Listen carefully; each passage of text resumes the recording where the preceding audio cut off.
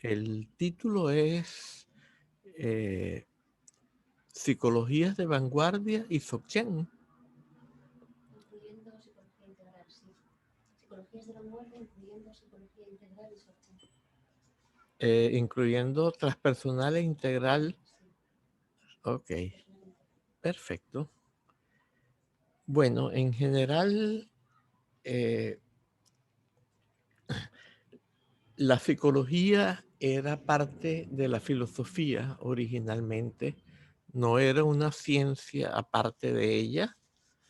La psicología científica, que se llama así, porque ¿qué significa científica? Habría que ver, comienza al finales del siglo XIX o algo así.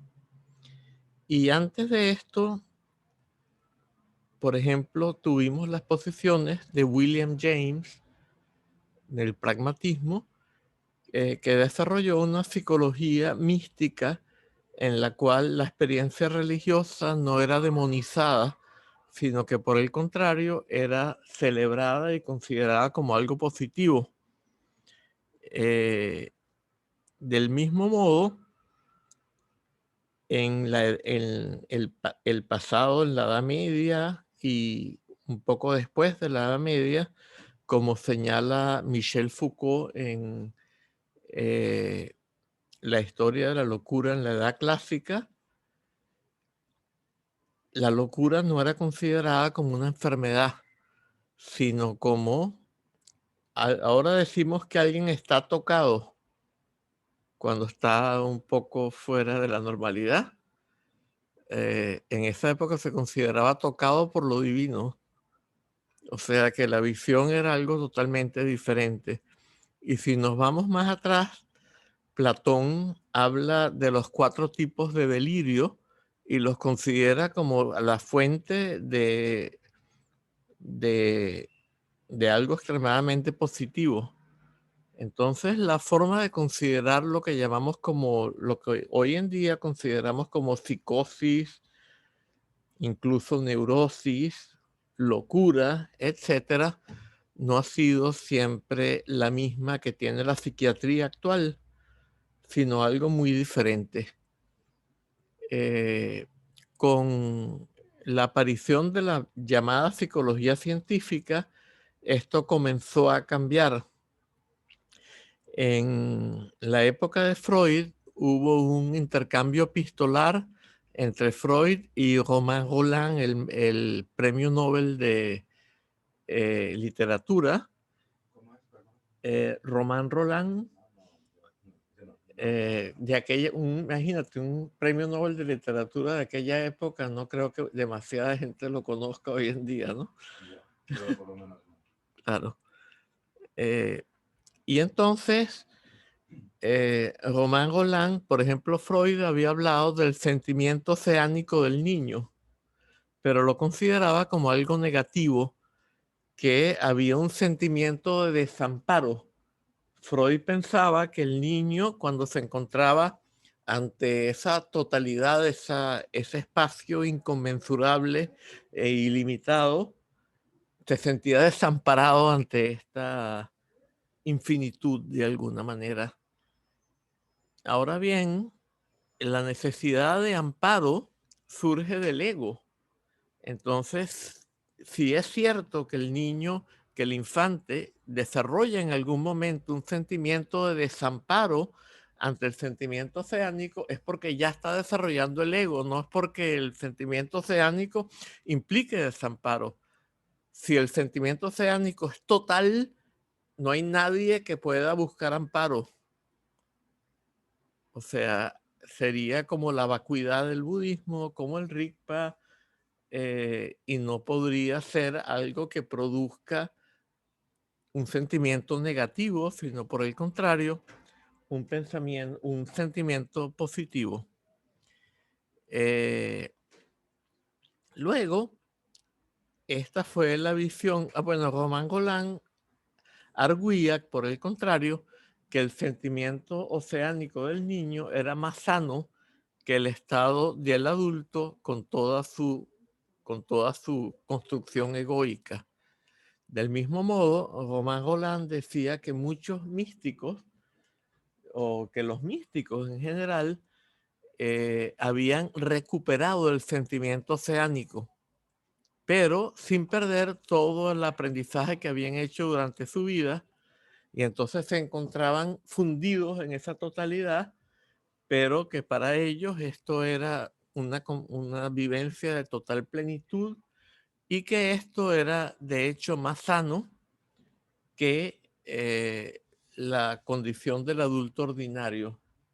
Por supuesto, Freud arguía que si algún adulto recuperaba el sentimiento oceánico, estaba psicótico y había que curarlo de este mal de recuperar el sentimiento oceánico. Hay un psiquiatra que escribió un libro sobre la locura de Jesucristo y sería muy fácil escribir otro sobre la locura del Buda Shakyamuni y la locura de todos los místicos, porque si aceptamos los postulados de Freud de aquella época, pues definitivamente que eso sería la locura, porque implica una desrealización de la falsa realidad, que por supuesto para la psicología de Freud no es falsa. Entonces, pero que para el budismo es una falsa realidad.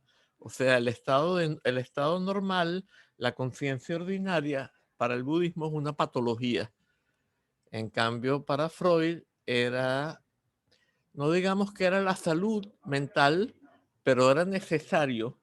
Y si se perdía, uno estaba psicótico y había que de alguna manera que hacerlo, volver a reconstruirle su sentido de ego. Entonces, desrealización se considera psicosis. ¿Pero qué significa desrealización? Pérdida del sentido de realidad que tiene el individuo ordinario, que me siento totalmente separado, encapsulado en los límites de mi piel, totalmente separado de los demás individuos, de la del medio ambiente, del ecosistema global, del cielo, las estrellas, las aguas, la tierra. Y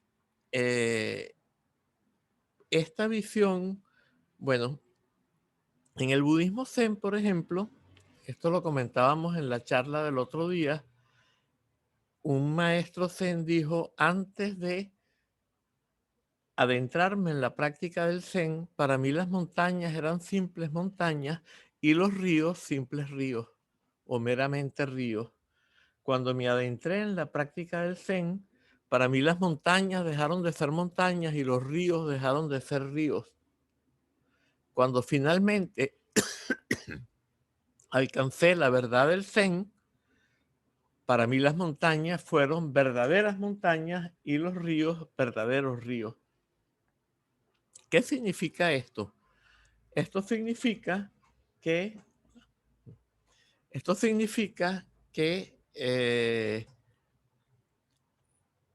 el individuo vivenciaba las montañas, los ríos y todos los demás entes del universo a través de los conceptos adquiridos durante el proceso de socialización y experimentaba todo a través de imágenes mentales que vamos construyendo. Por ejemplo, el bebé ve un gato y la madre le dice, gato, gato. Y el bebé llega un momento cuando ya empieza a hablar, dice gato. Y entiende de alguna manera que ese gato es un ente distinto de él y que se identifica con esa palabra. Y de esta manera construimos una imagen mental a través de la cual empezamos a vivenciar la realidad. Y cuando esto sucede, llega un momento en que nuestras vivencias dejan de ser interesantes.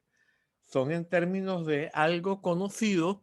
Llega un momento en que ya no vivenciamos el árbol en su desnudez, el río en su desnudez, los edificios en su desnudez, sino que vivenciamos todo a través de imágenes mentales que hemos construido y que están asociadas a una comprensión.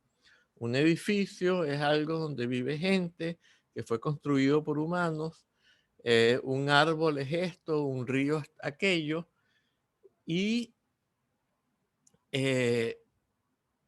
llega un momento en que la persona ya, por ejemplo, en francés hay una palabra que es dépaysagement, despaisajeamiento.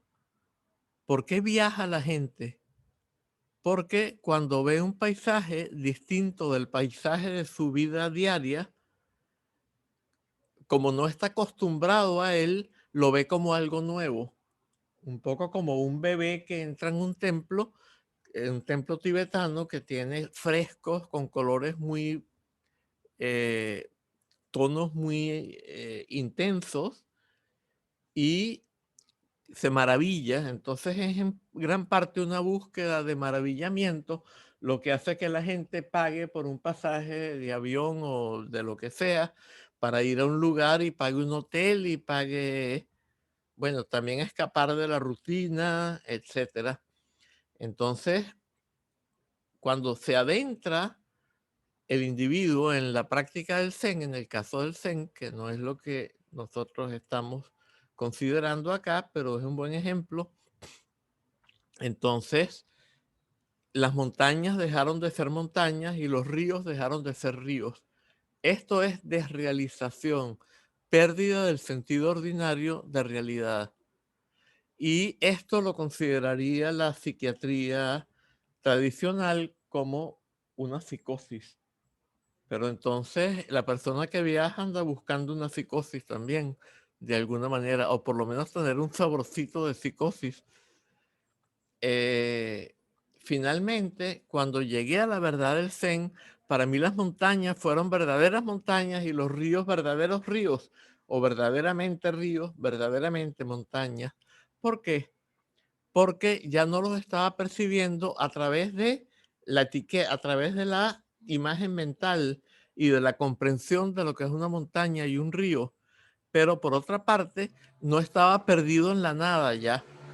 Ya había llegado al punto en el cual podía ver la montaña como montaña, podía manejar un micrófono, podía manejar un ordenador, pero sin perder ese sentimiento oceánico. Entonces, es todo como un proceso. Sin embargo, para la psiquiatría, en general, la normalidad es lo que hay que mantener. Y en psicología, a partir de Freud, Anna Freud en Inglaterra, los discípulos de Anna desarrollaron lo que se conoce como psicología del ego psychology, psicología del yo, se traduce al español. Y la ego psychology postula que la salud mental es un ego, es una normalidad bien adaptada, un ego bien adaptado a la normalidad, a la visión común de toda la gente de una sociedad. Por supuesto que no todo el psicoanálisis comparte esta visión y hay una buena parte del psicoanálisis más bien la contesta y la pone en duda y afirma que eso no es así incluso. Por ejemplo, psicoanalistas como Erich Fromm, como Wilhelm Reich, gente influenciada por el psicoanálisis como el filósofo Herbert Marcuse y muchos otros, eh, entendieron que recuperar este sentimiento oceánico era positivo. Y entonces, por ejemplo, Wilhelm Reich, y siguiendo en parte a Reich, Marcuse, postulan que justamente el erotismo puede ser una manera de recuperar esta tipo de visión y que lo que hay que lograr es que en vez de el placer sea algo limitado a los genitales, sea algo que fluye por todo el organismo y que te hace perder la sensación de límite. Y en esto coincide con el tantrismo. Entonces, también en la psicología de aquella época teníamos ya algunos, bueno, Erich Fromm es más reciente. Wilhelm Reich sí era discípulo directo de Freud. En breve, mientras que la psiquiatría sí perseguía solamente hacer volver a la normalidad a los individuos que habían salido de ella, en psicología sí hubo corrientes que contestaron esta visión.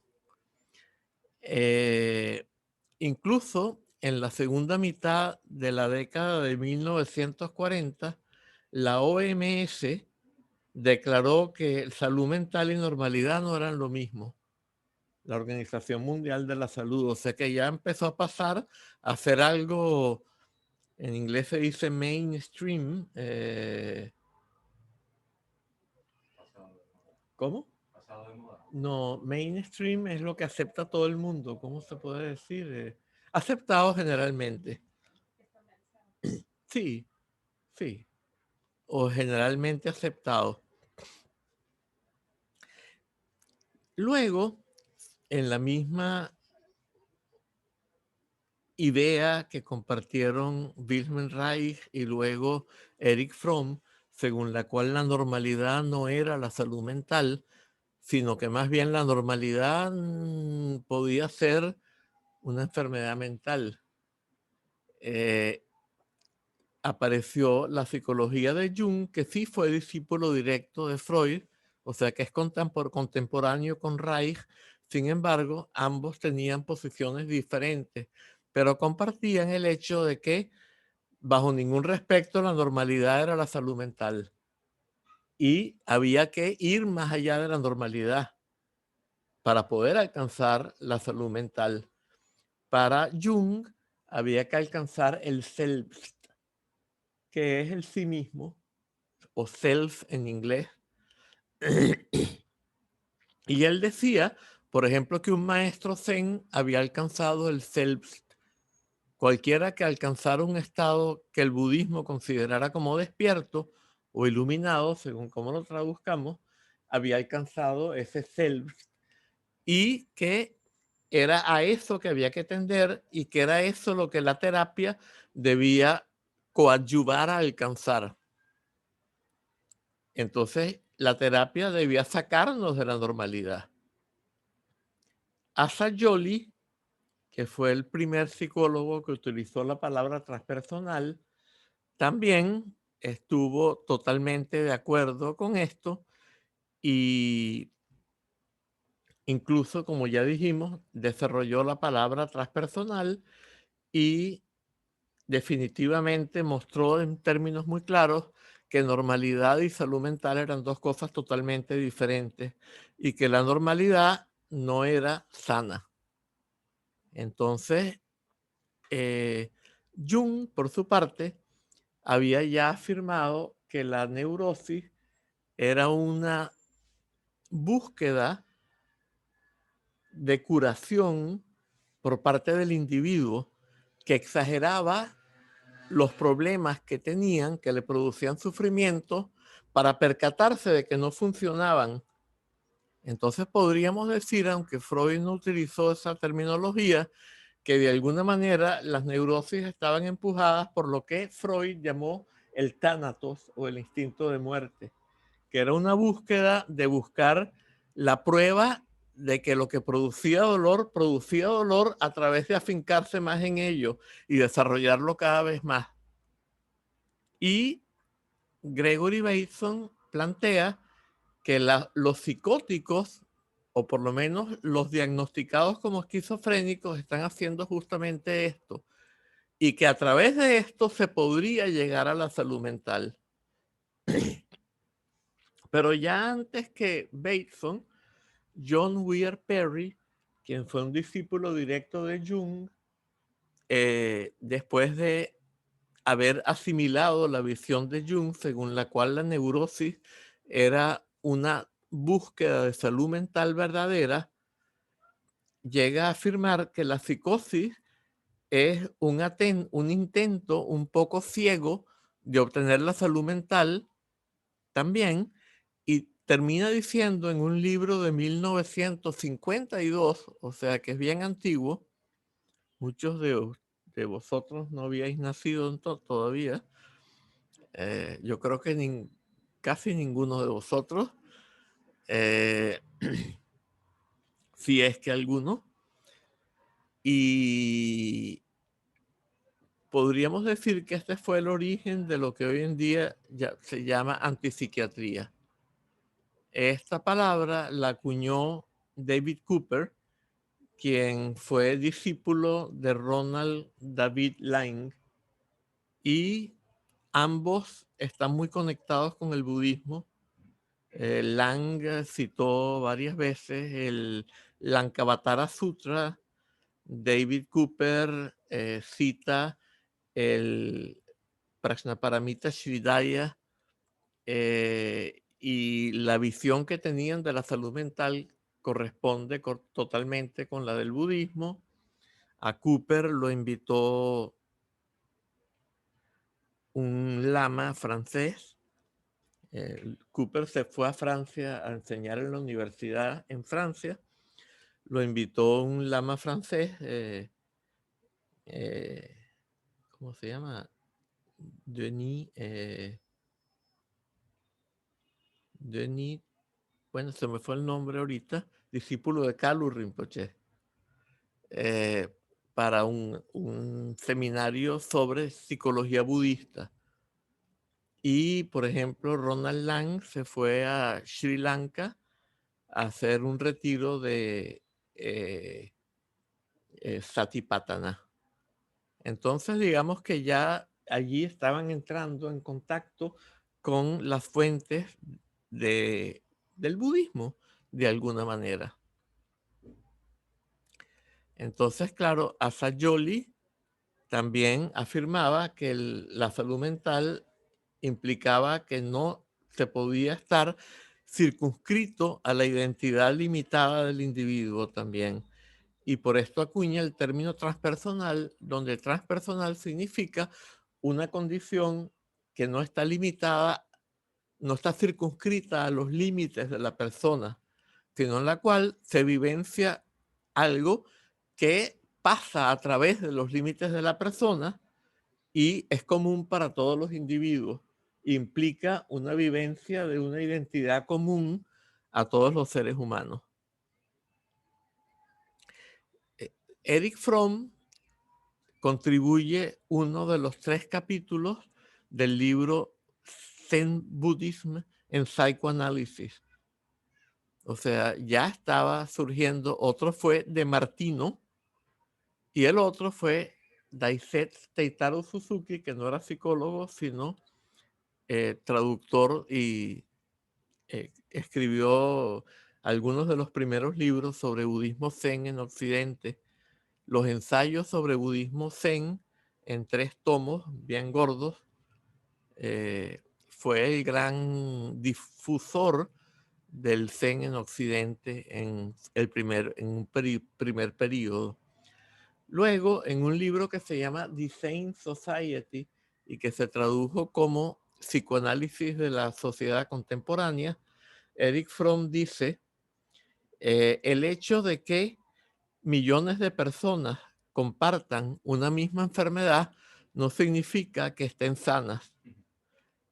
Tal como hay una folie de, una locura de dos, una folie de es un término psiquiátrico para cuando 2 personas comparten una misma psicosis. Entonces, por ejemplo, una pareja, es muy común que sea una pareja, ambos creen que los están persiguiendo los extraterrestres o que los está persiguiendo la CIA o la KGB o qué sé yo. Y claro, por lo general hay una persecución detrás, de veras. Un psicólogo, vamos a ver si me viene el nombre, escribió un artículo llamado La dinámica de la paranoia, Lemert, y allí ellos investigan mucha gente que estaba teniendo delirios paranoicos y averiguan que tras cada uno de ellos había una realidad persecutoria objetiva. Pero claro, la psicosis implica, y esto se puede volver un poquito complicado, Freud, en el proyecto de una psicología para neurólogos de 1895, distinguió entre proceso primario y proceso secundario. La conciencia del individuo normal está condicionada, o sea, experimenta en términos del proceso secundario, que establece esto soy yo, esto eres tú. En cambio, el proceso primario, el énfasis está en la relación. Alguien persigue a alguien. No se sabe si yo soy el perseguido o el persecutor, pero en proceso secundario, que es la parte consciente, el aspecto consciente, allí yo tengo que tener una identidad como el persecutor o el perseguido. Cuando la gente entra en una psicosis, el proceso primario pasa a ser consciente. Entonces, como las características del proceso primario es metafórico, carece de negativos. El énfasis está en la estructura y función de las relaciones y no en quién es quién en ella, y carece de tiempo y modo verbales. El proceso secundario, en cambio, identifica tiempo y modo verbales, tiene negativos, es digital, antes que nada, el otro es analógico. Entonces, el secundario es digital, tiene sí y no, como estos ordenadores que se basan en 0 y 1, y el 0 es la negación y el 1 es la afirmación. Entonces, en el proceso secundario, el énfasis está en quién es quién en la relación, hay identificación de tiempo y modo verbales, es literal, no es metafórico. Metafórico implica que me están persiguiendo, a lo mejor es mi familia, pero mi familia me prohíbe percibirlos como persecutores porque serían malos. Entonces, entre lo que me han condicionado, yo no puedo verlos como persecutores. Y si me siento perseguido, me es más fácil sentir que me persiguen los extraterrestres o la CIA o la KGB y no que me persigue mi familia, básicamente. ¿Y lo de negativo o positivo? Sí, esto es muy interesante. Como no hay negativos en el proceso primario, toda negación de proceso secundario, el primario la lee como una afirmación. Os voy a poner un ejemplo que lo muestra clarísimamente. No penséis en un elefante blanco.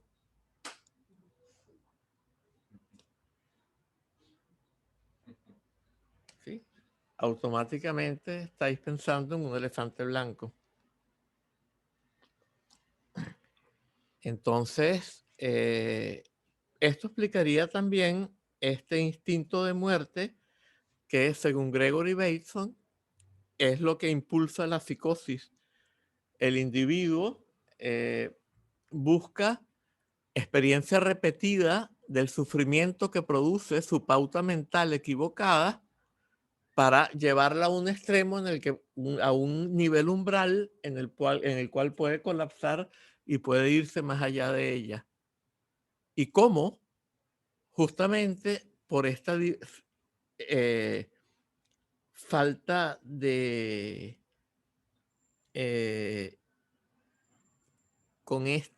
por esta discrepancia entre el proceso primario y el secundario. Entonces, yo digo, esta pauta no funciona, el primario la lee como una afirmación, por lo tanto, incremento más la pauta. Digo, pero no funciona. Esto el proceso primario lo lee como una afirmación y por lo tanto se incrementa aún más la pauta hasta que llega a un punto en el cual es como una liga que las tiráramos hasta el momento en que se rompe. Y entonces allí es que está la posibilidad de curación. Este es el principio en general de lo que se designó como antipsiquiatría. Pero antes de meternos con antipsiquiatría, vamos con psicología transpersonal. Entonces ya dijimos que el primero en usarla fue Assagioli, pero más adelante en la psicología humanista se habla de 4 fuerzas o 4, digamos 4 fuerzas. La primera fuerza es el psicoanálisis, la segunda fuerza es la psicología conductista, la tercera es la psicología humanista y la cuarta es la transpersonal. Entonces la transpersonal surge en el seno de la psicología humanista, de la tercera fuerza, porque Abraham Maslow y Tony Zutich eran parte de la psicología humanista, y esta psicología humanista tenía el concepto de autoactualización. Este concepto de autoactualización se deriva directamente de la idea junguiana de que la verdadera salud mental es el sí mismo, ese selbst, y que eso es lo que tenemos que alcanzar en vez de tratar de desarrollar o volver a reconstruir la normalidad. Pero ellos fueron más allá, empezaron a entender que no bastaba con las pautas de la psicología humanista, empezaron a percatarse de que la verdadera curación implicaba ir más allá de los límites de la persona. Y ellos dos, junto con Stanislav Grof, fueron los que desarrollaron el concepto de psicología transpersonal. No es algo homogéneo, como ninguna tendencia psicológica es algo homogéneo, pero sí compartieron el considerarse como precursores o impulsores de la psicología transpersonal y aceptar esa etiqueta para designar lo que todos ellos estaban haciendo. Abraham Maslow y Zutich, por ejemplo, Maslow hablaba de las experiencias pico, y por supuesto que Maslow probó psicodélicos, sustancias psicodélicas, pero en un momento dado se dio cuenta de que mucha gente empezaba a pegarse al pico y que la verdadera salud mental no podía ser un pico. Entonces empezó a hablar de la experiencia meseta. En vez de buscar el pico, llegar a un punto en el cual estuvieras no en búsqueda de un pico que es como un orgasmo que se pasa de inmediato, en el cual tienes una vivencia extremadamente fuerte, que la verdadera salud mental debía ser un estado continuo. Entonces empezó a hablar y comparó esto con un anciano que ve niños jugar y no se compromete, sino que está viéndolos como algo que pasa frente a él sin... Casualmente, esta imagen se utiliza en la enseñanza Dzogchen. La podemos encontrar, por ejemplo, en el Riche de Dudjun Rinpoche. Es extraño porque estoy seguro de que Maslow no conoció la enseñanza Dzogchen. De hecho, de toda esta gente de esos años, sí había ya algunas traducciones del Dzogchen. Se había traducido lo que se tradujo como libro tibetano de la gran liberación y libro tibetano de los muertos. Esos dos son dos textos de Dzogchen. Pero poca gente se percataba de esto. Alan Watts, por ejemplo, quien para mí fue una influencia muy importante, en su autobiografía, que en inglés se llama Cloud Hidden, Whereabouts Unknown, oculto por las nubes, paradero desconocido, dice que él practica Zen y Dzogchen. Ahora, yo no sé hasta qué punto Watts pudo haber aprendido Dzogchen o de quién, porque él murió en el 73 y en esa época estaban llegando Chogyam Trungpa y Tartan Tulku a Estados Unidos. Acá, o sea, estaban muy recientes allí y no sé si se habrán reunido. Watts, quizás su mayor influencia fue del Zen, aunque él practicaba también una tendencia, fue parte de una escuela esotérica occidental antes de volcarse sobre el Zen. Y luego Watts también se transformó en uno de los gurús de la psicodelia de los años 60. Escribió un libro eh, que se llamaba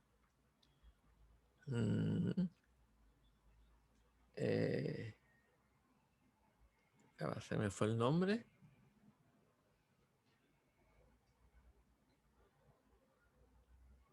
Bueno, me viene y se me escapa. Bueno, escribió este libro y en él termina diciendo que con LSD la gente puede tener casi que instantáneamente el mismo efecto que se obtenía practicando por largo tiempo el Zen o algún otro sistema oriental de sabiduría. Yo con esto no estoy de acuerdo, no demonizo los psicodélicos, pero la forma como el budismo caracteriza el despertar o la iluminación o como quiera que lo llamemos es asámscrita. Esto quiere decir que es no creado, no producido, no fabricado, no inducido, no intencional, no constreñido, no condicionado y no compuesto. Y en mi propia experiencia, cuando tuve mis primeras vivencias de lo que podríamos llamar autoliberación al estilo Dzogchen, no hemos dicho todavía lo que es el Dzogchen, lo cual, pero ya entraremos allí, y que es autoliberación. Fue evidente que aunque yo apliqué una instrucción, no fue que la instrucción lo produjo. Había una situación de angustia profunda y yo apliqué esa instrucción y más bien la angustia siguió creciendo hasta un umbral en el que reventó y allí se manifestó el Rigpa. Era perfectamente evidente que no era producida, que es algo que solo se puede manifestar por sí mismo. Y este es el sentido de autoliberación o liberación espontánea, que es la marca de fábrica del Dzogchen. O sea, es aquello que constituye la esencia del sendero del Dzogchen, que todavía no hemos explicado lo que es, porque estamos en la psicología todavía. Entonces, Grof en particular empezó a darle LSD a la gente. En aquella época era legal y mucha gente tenía vivencias que él las asoció con estados perinatales, estados que ocurren durante el proceso de nacimiento, ¿no? Desde el momento en que estás todavía dentro de la matriz hasta el momento en que sales completamente al mundo. Entonces, él habla de una matriz perinatal 1, que es cuando estás fundido con la madre. El bebé, el futuro bebé, el feto está fundido con la madre y sus experiencias son de unidad total. Y Grof considera esto como un estado transpersonal que es sano. En las tradiciones orientales, esto es un estado más bien de una condición contra la cual se advierte a los practicantes, una condición que se llama Kunshi, la base de todo, y que es una condición en la cual no hay dualidad del sujeto y del objeto, hay una unidad total, no hay pensamientos, pero no se vivencia la verdadera condición de nosotros mismos y de todos los fenómenos, que es el Dharmakaya o lo que la enseñanza Dzogchen llama el Rigpa, que ya iremos explicando un poquitito más adelante. Entonces,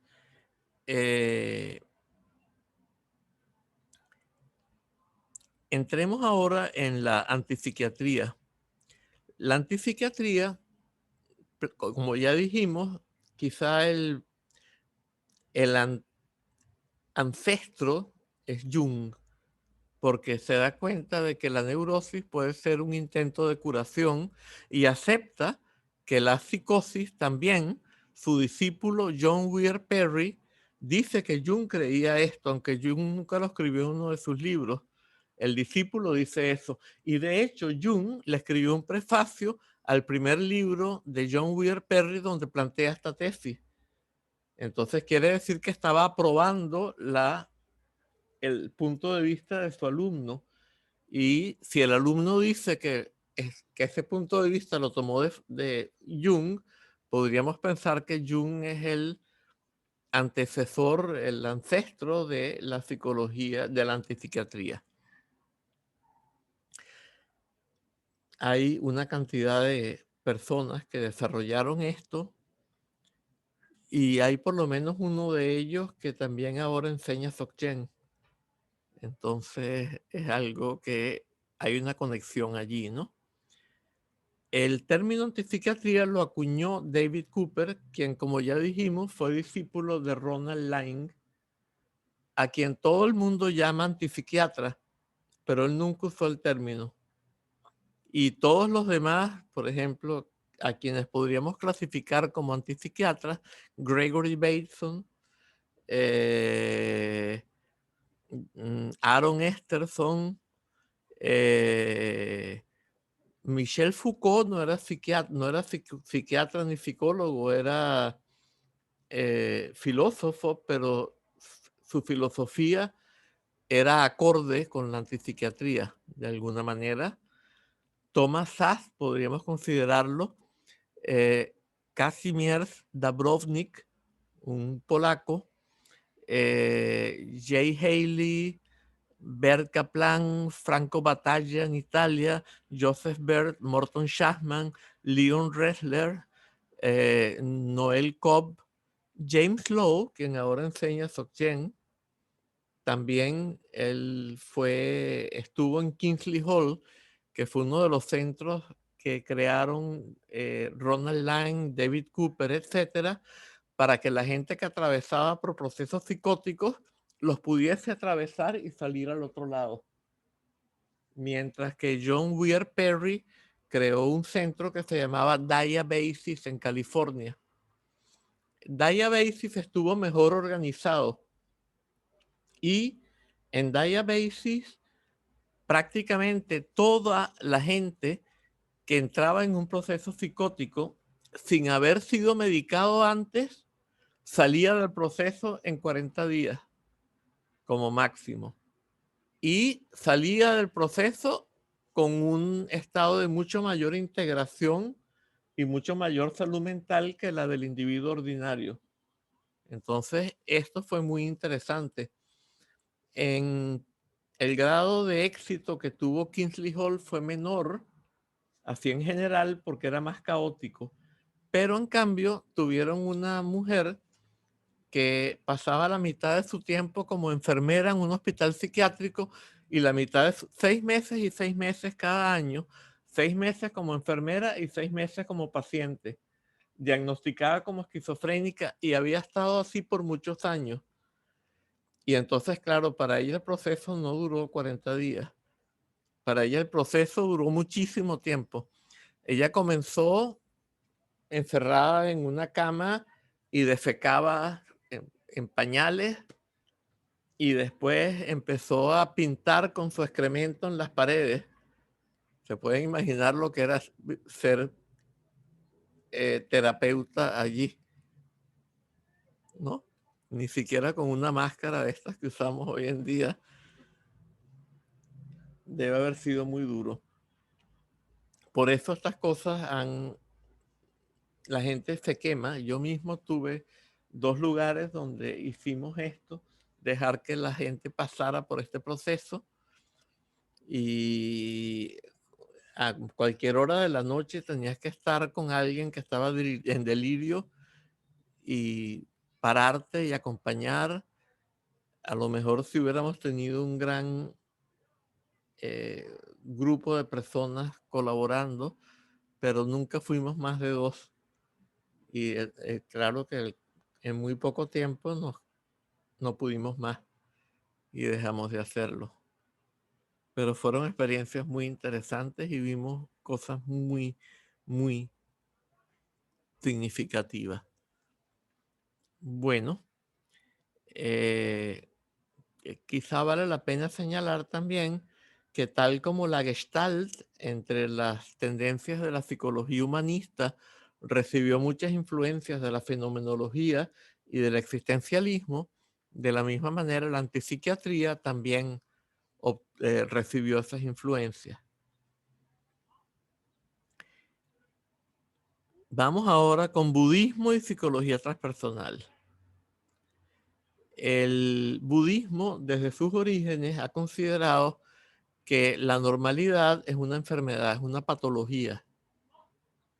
Eso lo aceptan todos los sistemas budistas. En el Mahayana, Chandrakirti, que fue un continuador y desarrollador de la filosofía Madhyamaka, iniciada por Nagarjuna y su discípulo Aryadeva, en el Madhyamaka Bhattarabhasha, usa una analogía muy interesante.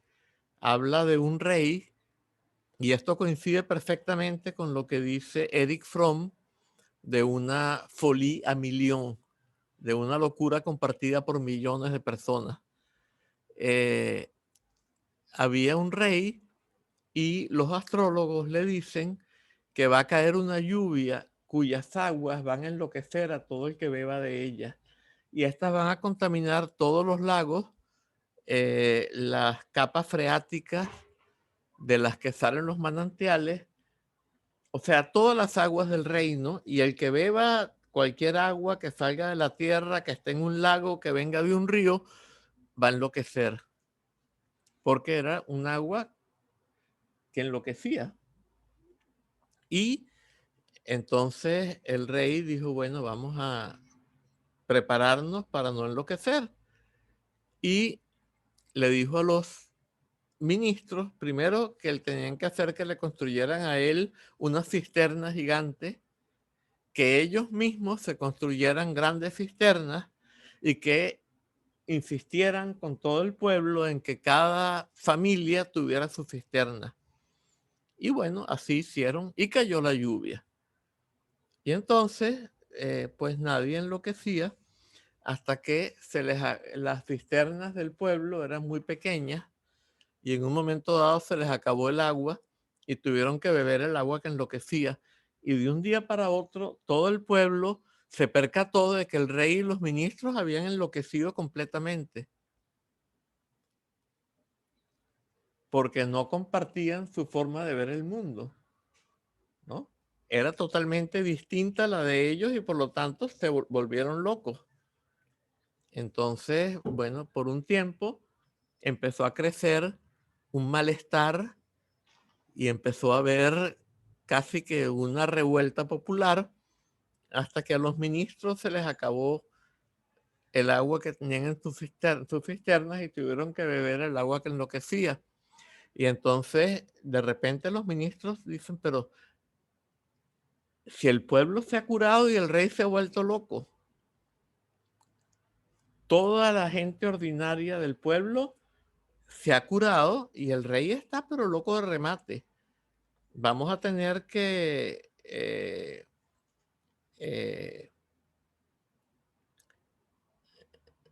se me fue la palabra. Tú que trabajas en un juzgado, es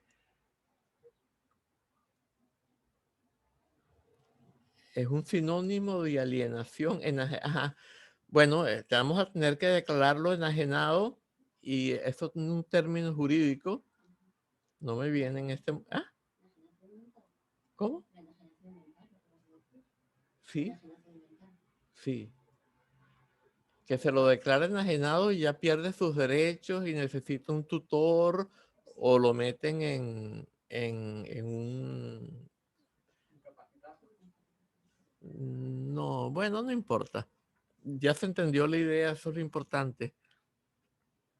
Entonces, el rey dijo, pero ya se enteró de que estaban planeando enajenarlo, el pueblo se calmó porque ya los ministros estaban curados y entonces el rey dijo, pues no queda más remedio, fue al río, tomó agua y para todos, todos estaban sanos y nadie estaba loco. Pues este es un buen ejemplo de cómo estamos todos en nuestra sociedad, más todavía, porque ¿cuál es la locura?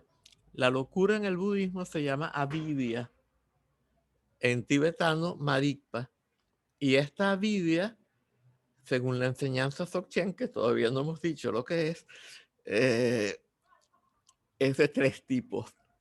Entonces, el primer tipo de avidya es la ignorancia de la verdadera condición de nosotros mismos y de todo el universo.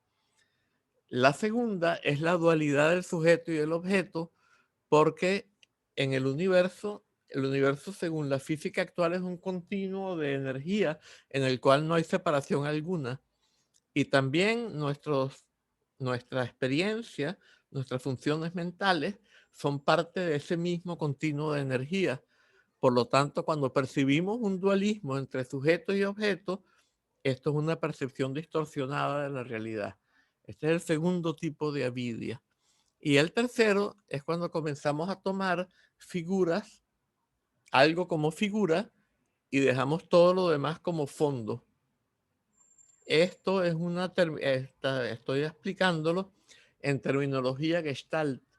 La Gestalt fue originalmente una escuela filosófica que surgió en Austria y Alemania por 1899. Y después, en los años 50 del siglo pasado, en Estados Unidos sobre todo, Fritz Perls y Paul Goodman, y Haferlein desarrollaron lo que se llamó la psicología Gestalt, que como dijimos estuvo influenciada por la fenomenología y el existencialismo, pero rompía radicalmente con la normalidad y, de hecho, Fritz Perls, mientras que Paul Goodman fue traductor de Sartre, de Jean-Paul Sartre, existencialista, Fritz Perls pasó una temporada en un monasterio zen, pero después parece que le pareció que estos budistas zen estaban medio locos. Bueno, eso es broma. Rompió con el budismo de alguna manera y pasó a mantener otra posición que no estaba tan acorde con el budismo, pero sin embargo algunos de sus discípulos desarrollaron la Gestalt transpersonal, como por ejemplo Claudio Naranjo, que estuvo viviendo primero en Vitoria y después en Barcelona. Bueno, entonces, en breve, hablemos un poquito de las coincidencias entre el budismo. El budismo se puede considerar como una religión porque ofrece un sistema de creencias que le puede servir a la gente común para darle sentido a su vida. Entonces, en ese sentido es religión. Sin embargo, no postula un Dios. Por lo tanto, no postula religarse con una divinidad. Sin embargo, podríamos decir que al disolverse la ilusión de separatividad, de ser separado del todo, es como si me religara con mi verdadera condición, que es el todo. Aunque en verdad no hay nadie que se religue, pero en ese sentido podríamos hablar de religión, aunque sea en sentido figurado.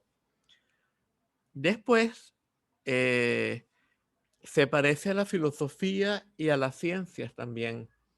En el Kalama Sutta del Canon Pali, Shakyamuni dice: no creáis en la fuerza de los sabios de antaño, no creáis lo que os enseñan vuestros maestros y sacerdotes, No creáis aquello que hayáis imaginado por vosotros mismos creyendo que un Dios os ha inspirado. Y así va con varias cosas y termina diciendo, creed solo aquello que hayáis comprobado por vosotros mismos y que sea por vuestro bien y por el bien de otros. Esta actitud se supone que es acorde a la de la ciencia y de la filosofía, por lo menos de la filosofía crítica y de una ciencia bien orientada, porque la ciencia por lo general termina, en vez de descubrir verdades, termina también construyendo sus propios mitos. Eso podríamos decir que está más que demostrado. Yo he utilizado muchos análisis de muchos filósofos que lo muestran muy claramente en algunos de mis libros. Entonces, por otra parte, también el budismo tiene una psicología, tiene una filosofía y es transpersonal. Sin embargo, hay diferencias. Primero que nada, la psicología transpersonal no viene de alguien que despertó, de un Buda, sino de gente que no ha despertado. Entonces, no puede tener perfectamente claro cuál es la diferencia entre la verdadera salud mental, que es el estado despierto, y otros estados que son transpersonales, pero no son la verdadera salud mental. Por ejemplo, en muchas tradiciones de Oriente, el estado que la enseñanza Dzogchen llama Kunshi, que ya explicamos que es un estado en el cual no hay dualidad sujeto-objeto y no hay pensamiento, pero no hay una vivencia, no está patente, no es evidente la verdadera condición de nosotros mismos y todos los fenómenos. Marikpa es lo contrario de Rigpa, es la negación de Rigpa. Avidya es la negación de Vidya. Vidya y Rigpa se podrían traducir como sabiduría o gnosis primordial. Y entonces Marikpa es que hemos perdido esa sabiduría o esa gnosis primordial y además encima nos hemos confundido porque el primer tipo de marikpa es perder esa gnosis primordial, es que se oculta nuestra verdadera condición. La segunda es que percibimos la dualidad sujeto-objeto donde no la hay. Y la tercera, que percibimos una multiplicidad de entes como si fueran autoexistentes, unos buenos y otros malos, cuando en verdad lo que separa a todos los entes es nuestra mente figura fondo, como ya estábamos explicando, y entonces la psicología transpersonal no distingue entre diferentes estados transpersonales, como Kunshi, como los reinos sin forma a los que subían los maestros del Buda Shakyamuni, a los que él abandonó porque se dio cuenta de que subían a estados transpersonales que eran de una infinitud, pero esto era producido y en tanto que era producido, se agotaba el karma que los producía y volvían a caer. Y cuando caían tenían todas las pasiones. Y el verdadero nirvana no estático, que es el estado de un Buda. Todos estos estados son transpersonales, pero solo el estado de un Buda constituye la verdadera salud mental. Esos otros estados pueden a lo mejor imbuir al individuo con fe en que hay una realidad más allá de su propia conciencia egoica restringida, de su propia identidad normal, pero no constituyen la verdadera salud mental. Entonces, segundo, bueno, esto ya lo dijimos, que no distingue entre esos estados, tampoco, y que tampoco entre Kunji, todo esto ya lo hemos dicho. Entonces expliquemos un poquito qué son estos estados. Kunji ya lo hemos explicado. Kunji es cuando no hay sujeto ni objeto porque no hay ningún pensamiento y el sujeto y el objeto son parte de un pensamiento que se llama trimándala o corzum, triple mándala o 3 ruedas. Es un pensamiento que establece que hay un sujeto, un objeto y algo entre ellos, que puede ser percepción, experiencia, acción, pensar, etc. Cuando reificamos ese pensamiento, sentimos que somos un sujeto separado de todos los objetos. Y ese es el segundo tipo de avidia. En el Kunji no hay esto. Hay solo una infinitud sin pensamiento alguno. Entonces, nos sentimos fundidos en el todo, pero no podemos ni ayudar a los demás seres, ni hacer algo para curar la ecología. O sea, es un estado en el cual en el Dzogchen se dice que es como cortarse la cabeza, porque podríamos pasar toda nuestra vida allí sin desarrollar, sin ir adelante en el sendero al despertar, habiendo perdido toda nuestra vida. Incluso es posible que alguien entre a tal grado en ese estado que se detengan sus funciones mentales, a excepción de el calor en el corazón, que quiere decir que todavía hay conciencia en el cuerpo, aunque esa conciencia está en un estado neutro, Lungmaten se dice en tibetano. Y si el individuo muere en ese estado, el cuerpo se momifica. Y si el cuerpo se momifica, cuando el individuo salga de ese estado, no puede respirar. Entonces muere en una condición extremadamente desagradable. Por lo tanto, es un estado que no es para nada deseable. Después tenemos los reinos sin forma, que es cuando alguien toma conciencia de ese Kunji, de esa infinitud que había en Kunji.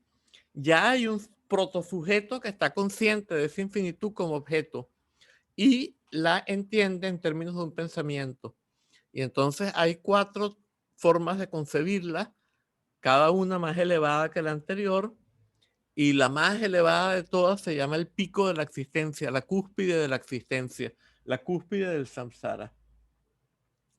Es muy fácil que, por ejemplo, con psicodélicos, la gente entra en un estado de Kunji y luego toma conciencia de esa infinitud y dice, ay, pero todo es uno, todo es uno.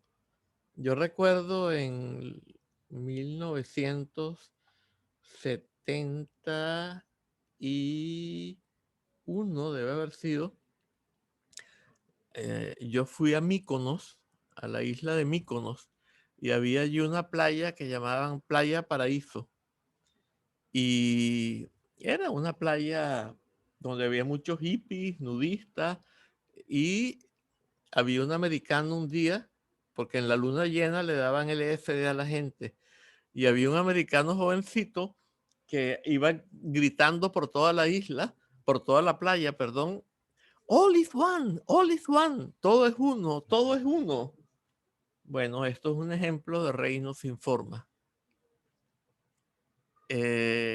Por supuesto que estas distinciones no las hace la psicología transpersonal.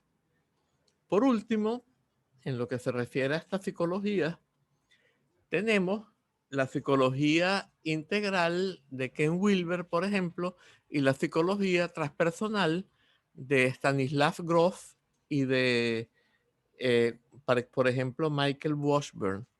Entonces allí, la de Wilber plantea que hay que ir desarrollando estructuras y que cada estructura nueva depende de la anterior. Entonces él habla de estructuras, unas estructuras que son fijas, que se van creando una por una, y luego estructuras transicionales que consisten en la forma de cómo se experimenta a través de una estructura dada. Y hay que ir desarrollando una estructura tras otra las estructuras permanecen, pero las transicionales, cada vez que se crea una nueva estructura fija, esta se va más allá de ella, y eso entonces tiene una clasificación en una serie de fulcros, etcétera, y esto es totalmente contrario a la visión del budismo, pero él lo plantea como que fuera la propia visión del budismo. Esto definitivamente que es un error. Yo creo que la visión de Ken Wilber es lo más contrario a la visión del budismo.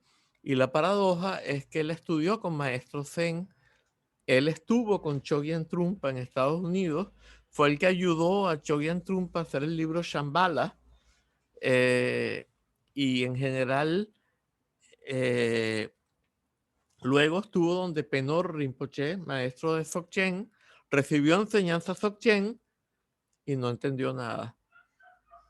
Entonces plantea, por ejemplo, que un chamán de hace 5.000 años no podía tener una vivencia transpersonal siquiera, incluso si no distinguimos entre distintos tipos de vivencias. Que un niño tiene que desarrollar una serie de estructuras para poder tener una experiencia de realización. Tenemos cantidad de ejemplos de niños pequeños. El mismo Garab Dorje, que introdujo el budismo, empezó a enseñar Dzogchen cuando era un niño de 7 años.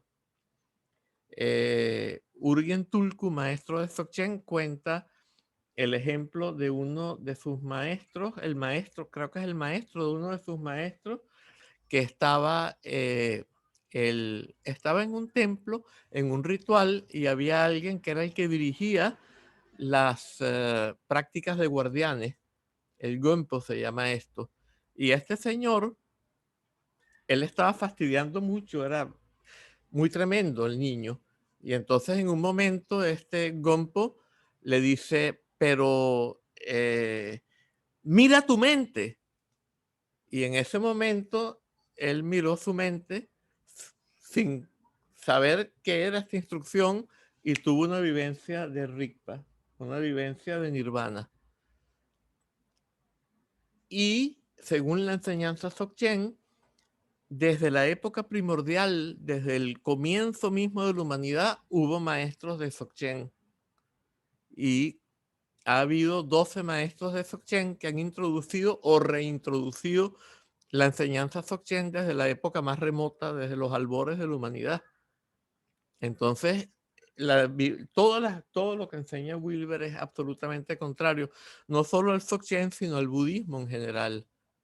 Porque en el budismo se plantea lo mismo. Por ejemplo, en el Atasalini, que es un libro del Theravada, atribuido a Ashvaghosha, se plantea que hay una meditación que se llama Apachayagami, la derribadora.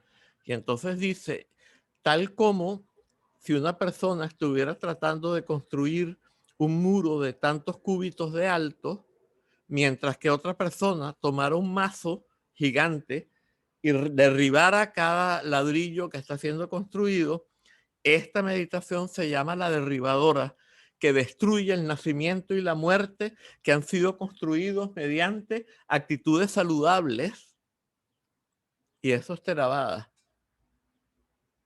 Entonces, todos esos estados de samadhi que son creados por el condicionamiento, por repetir una práctica, se consideran en el budismo como algo equivocado y como algo que hay que destruir, no como algo que hay que mantener, como en el caso de los maestros del Buda. Tenemos ejemplos similares en el sufismo, en el budismo mahayana, por todos lados, pero no tenemos tiempo de entrar demasiado en esto. Entonces, tengo que dejar un momentito por lo menos para explicar generalmente qué es el Dzogchen. Entonces, en general, Wilber podríamos decir que es el sendero ascendiente, y eso mismo lo dice él con sus propias palabras, mientras que Washburn y Groff son el sendero descendiente. Pero el sendero descendiente no es descendiente en el sentido del budismo, sino que es descendiente en el sentido de una regresión, de volver a la infancia y a los estados perinatales. Y esto no lo comparte el budismo. El budismo más bien comparte que el sendero es poco como la Divina Comedia. Es bajar a estados de cada vez mayor conflicto hasta que lleguemos a un punto que es el umbral, tal como en la psicosis se persigue un nivel umbral, también en el sendero se busca un nivel umbral y a partir de ese nivel umbral se produce una ruptura que es la primera vivencia del despertar y luego de esa vivencia ya tenemos la capacidad para que cada vez que se manifieste, aunque sea un mínimo conflicto, se pueda liberar y quedemos integrados en total plenitud y total perfección. Y eso podríamos decir que es la esencia del sendero del Dzogchen que todavía no hemos explicado. Ok. Entonces Wilber, por ejemplo, él plantea las estructuras básicas que ya dijimos que son fijas y una va sobre la otra, y las estructuras transicionales o de reemplazo, que son la forma como se percibe el mundo a través de cada estructura. Y además plantea un sí mismo, que según el budismo no existe, que se identifica con esas estructuras y percibe el mundo desde esas estructuras y eso lo llama fulcro. Y plantea todo un sistema que lo hace equivalente al budismo, pero lo contradice totalmente. Por ejemplo, lo que él plantea que el Dharmakaya es lo mismo que el Nirodha Samapatti. Nirodha Samapatti es un nirvana del Hinayana que es estático. Es como un poco como estos estados de Kunshi. De hecho, es un estado de Kunshi, este Nirodha Samapatti. En el Mahayana se plantea que el Nirodha Samapatti hay que evitarlo. Por ejemplo, en el Vimalakirti Nirdesha Sutra se cuenta cómo, o se hace referencia a cómo hubo que sacar a Shariputra de su samadhi, en el que estaba perfectamente, en un estado perfectamente calmo e integrado, para que pudiera despertar. De la misma manera, hay una historia allí en la cual una joven bodhisattva entra en un samadhi de este tipo y todos los grandes bodhisattvas tratan de sacarla porque si se queda allí, va a morir en ese estado y va a creer, si es seguidora del Theravada, va a creer que con eso ya se iluminó, pero resulta que, según el Mahayana, va a tener que renacer otra vez y entrar en el sendero del Mahayana desde el comienzo. Entonces es preferible sacarla de ese estado para que pueda realizarse en esta misma vida. Entonces todos los grandes bodhisattvas tratan de sacarla, pero ninguno lo logra. Hasta que llega un joven y apuesto bodhisattva principiante que no estaba muy tan realizado, pero era atractivo y entonces la chica salió de la bodhisattvesa salió de su samadhi y pudo seguir practicando el Dharma. Entonces mezcla Dharmakaya con Nirodha Samapatti. El Dharmakaya solo se alcanza después de llegar al final del sendero del Mahayana prácticamente. En cambio, el Nirodha Samapatti, el Mahayana lo considera una desviación y este señor los transforma en lo mismo. Y dice que allí hay un Shakshin, que es un concepto que originalmente pertenece al yoga de Patanjali y al Samkhya de Kapila, y que es un testigo desinteresado, que no se compromete, porque esos son sistemas dualistas en los cuales se plantea que Purusha es el alma y es masculina, y Prakriti es la materia que es femenina, y la materia está siempre en movimiento, pero la verdadera condición del alma es estática.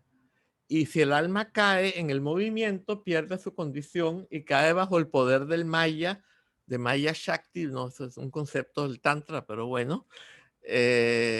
Y lo que tiene que lograr es estar en ese estado. El Advaita Vedanta, para seguir siendo ortodoxo, mantiene esta idea de que hay un Shakshin. Y Wilber termina diciendo también que el Shakshin se mantiene en el Dharmakaya, cuando el Shakshin es definido como totalmente otro con respecto al objeto. En cambio, en el Dzogchen se dice que el Rigpa, nuestra capacidad cognitiva de la verdadera condición, no es ni otro en relación a los objetos, ni uno con los objetos. Si fuera uno con los objetos, entonces el Rigpa tendría la forma del objeto con el que es uno y no podría haber cambio en las percepciones. Si fuera separado de los objetos, no podría entrar en contacto con ellos, porque ellos ocurren en su experiencia como reflejos en un espejo. No puede haber reflejos fuera de un espejo. De la misma manera, los reflejos no son el espejo. Si fueran el espejo tendría siempre los mismos reflejos. Si no fueran el espejo, no se manifestarían en él. Entonces, lo que se puede decir es, de la verdadera condición no se puede decir nada, no puede entenderse en palabras, no puede explicarse con conceptos, con palabras, y no puede tampoco señalarse con ejemplos. Pero, ¿qué es el Dzogchen? Bueno, el Dzogchen viene siendo, significa Dzogpa, significa un vaso que está lleno hasta el tope, está Dzogpa. Por lo tanto, lleno o pleno. Una gimnasta que hace una rutina perfecta también está Dzogpa. O sea, Dzogpa significa plenitud y perfección.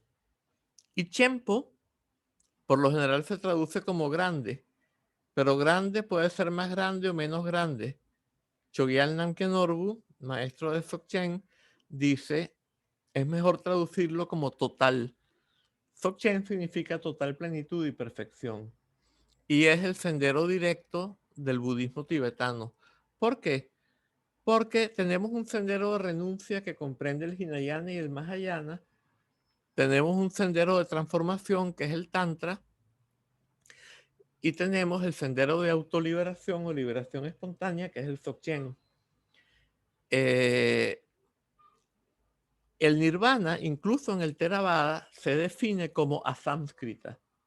¿Qué significa esto? Que no es creado, no es producido, no es fabricado, no es inducido, no es intencional, no es constreñido, no es condicionado y no es compuesto. Asamskrita.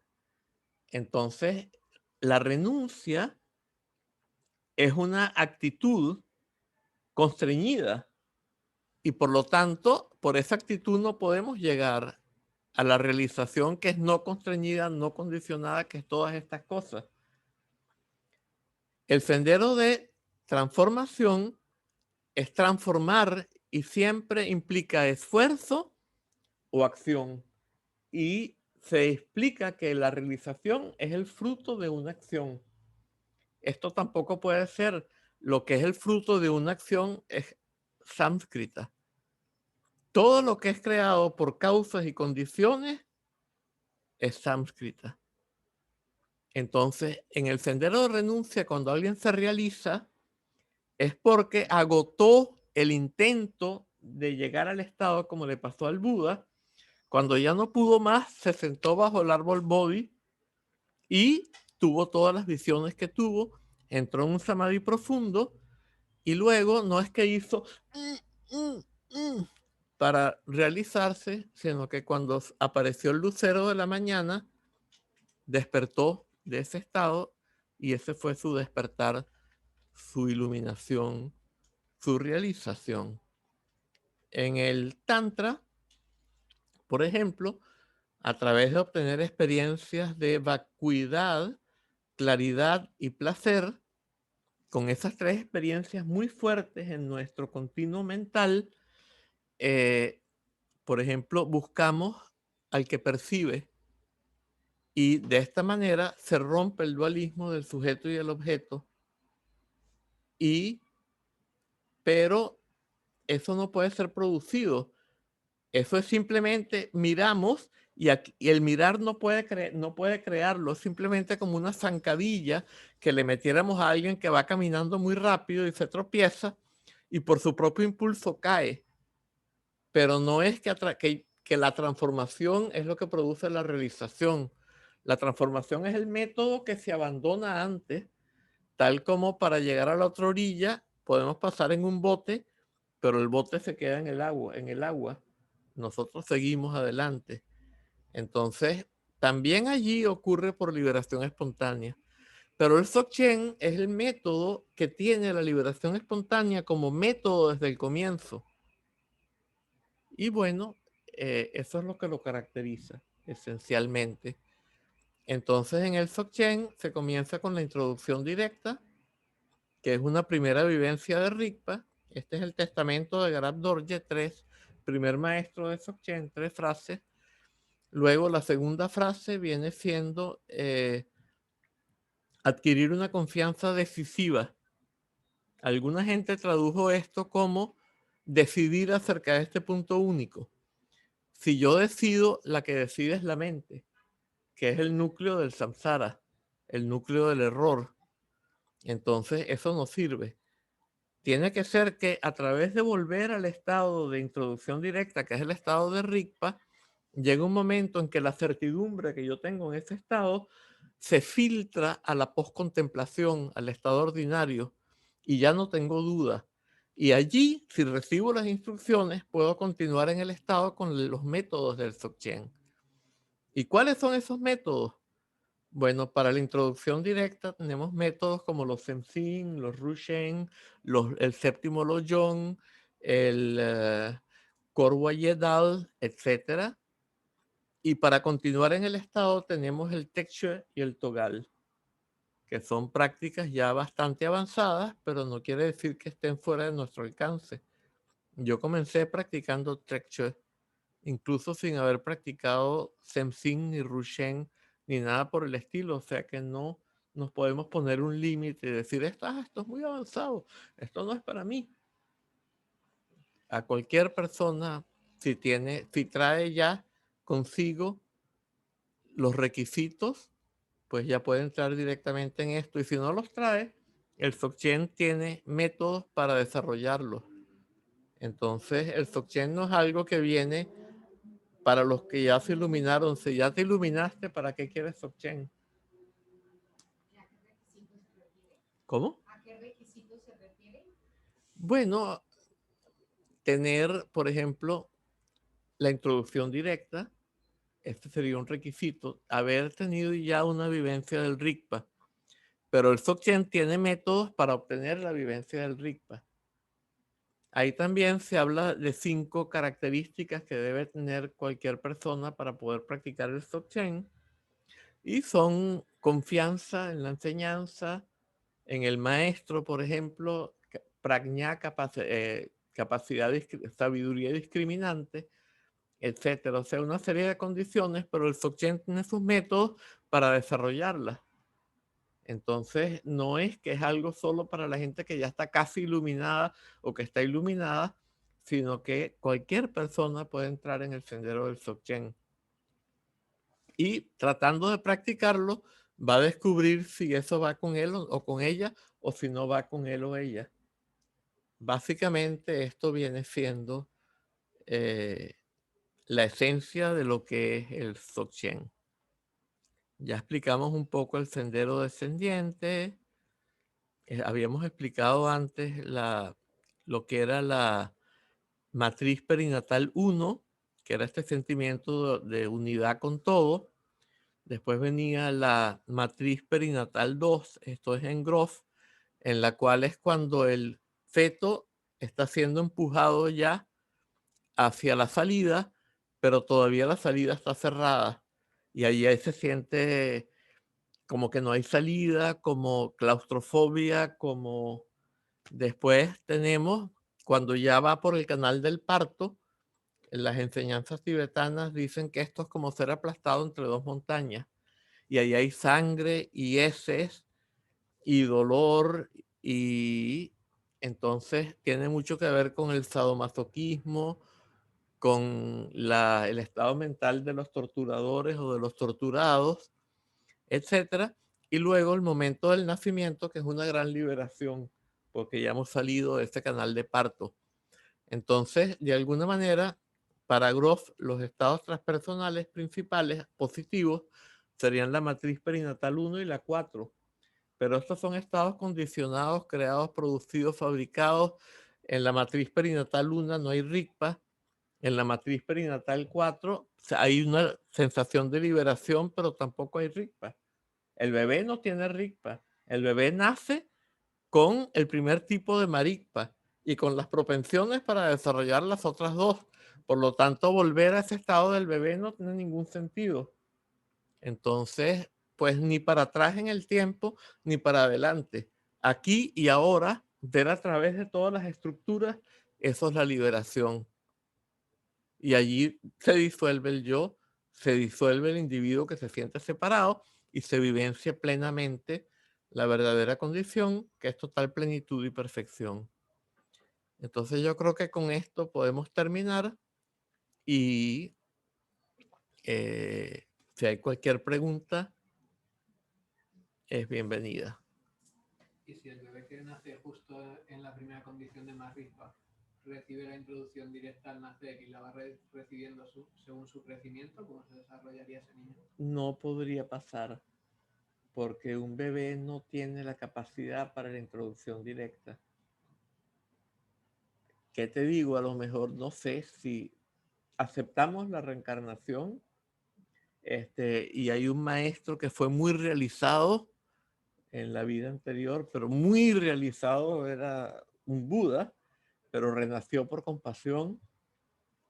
Ha habido casos de que desde muy pequeñitos, pero no desde el nacimiento.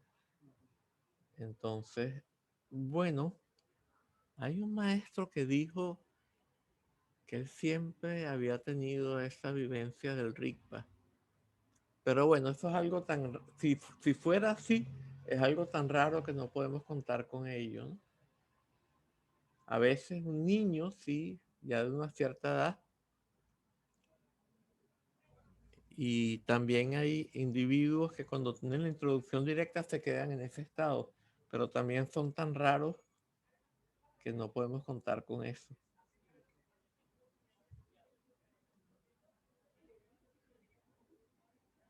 ¿Alguna otra pregunta? ¿Comentario? ¿Objeción?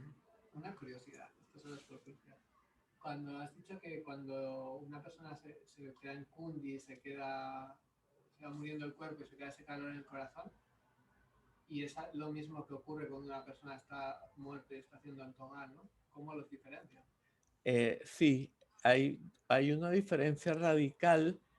El maestro que ha practicado el togal mantiene pero hay una cantidad de signos. Además, que practicó el togal no puede estar en Kunji. El que ha practicado togal no puede estar en Kunji, eso es imposible, porque el togal es la luminosidad absoluta y el Kunji es la total ausencia de luminosidad. Sí, pero si lo encuentran en una cueva o otros monstruos... Bueno, en ese caso, ¿qué les importa? Ahí no podrían saber. Pero si ha llegado ya más allá de un cierto punto en el desarrollo de la cuarta visión del togal, después de la muerte el cuerpo se va a disolver en luz y va a quedar un cuerpo de luz. Cosa que, si te interesa saber cómo es, ahorita va a salir la segunda edición de mi libro Budismo y Dzogchen y ahí está explicado. La primera no. La primera, lo que pasa es que tiene unos defectos. Yo prefiero que la gente no la lea. Esta está en la casa editorial ya, pero y se suponía que salía para junio y me acaba de llegar un correo electrónico que decía que se les acabó el dinero, que no va a poder salir antes del año que viene.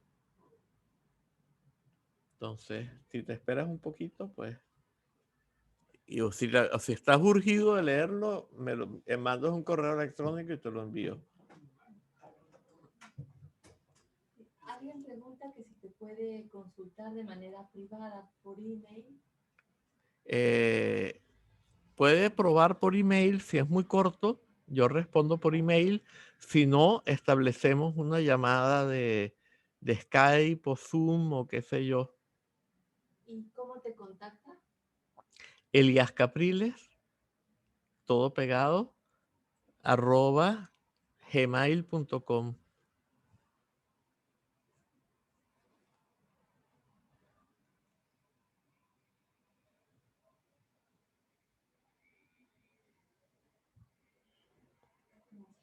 De nada. Y también para ti, en caso de que te interese, ahí lo tienes. Sí, tengo su correo. Ok. Bueno, por lo visto hemos terminado entonces. Yo se me